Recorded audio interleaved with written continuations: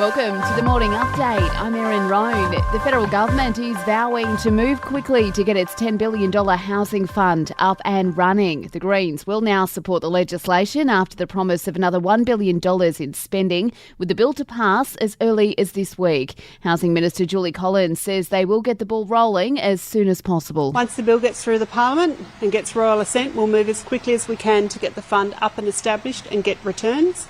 But obviously this will take some time, which is why we are putting some funding straight into more social and affordable housing.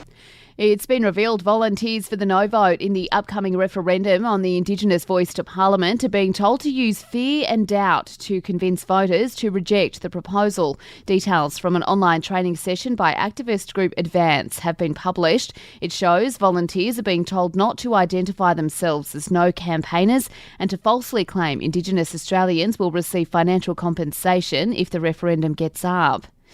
Melbourne's Crown Casino is being sued by a former waiter who claims punters were allowed to smoke around him in the high rollers room. The 39-year-old was diagnosed with lung cancer in 2020 and claims the casino should have known of the smoking risks to staff.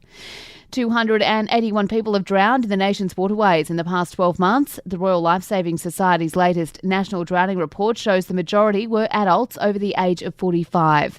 Surf Lifesaving Australia's John Baker says it is important to swim at patrolled beaches. People are now starting to try and find more remote places to swim, but that comes with significant risks. So make sure that you swim ideally between the flags or definitely swim at a patrolled beach where you've got a lifesaver always watching your back and ready to help you if you get in trouble.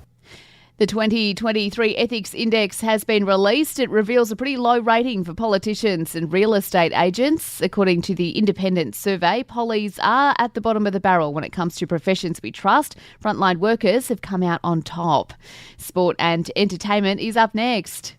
Carlton could be boosted by the return of Jack Silvani for the Friday night semi-final against Melbourne. He hasn't played since round 19 with a knee problem and will face a fitness test. To the A-League, a new chapter at the Central Coast Mariners. Coach Nick Montgomery has confirmed he is leaving the club, signing a deal with Scottish Premiership side Hibernian FC. And Alyssa Healy has signed a 3-year contract extension with the Sydney Sixers. The star pouring cold water on talk of retirement, saying captaining Australia for the Ashes has invigorated her. In entertainment news, Drew Barrymore is facing criticism for bringing back her talk show as strikes continue in Hollywood. The host confirming her show will return for a 4th season. The Writers Guild of America plans to picket tapings of it. And the famous Brady Bunch house from the original 60s show has been sold. A new owner picking up the North Hollywood property for $3.2 million, well below the $5.5 million it was originally listed for back in May. And that's the latest from the Nova Podcasts team. We'll see you later on for another episode of The Update.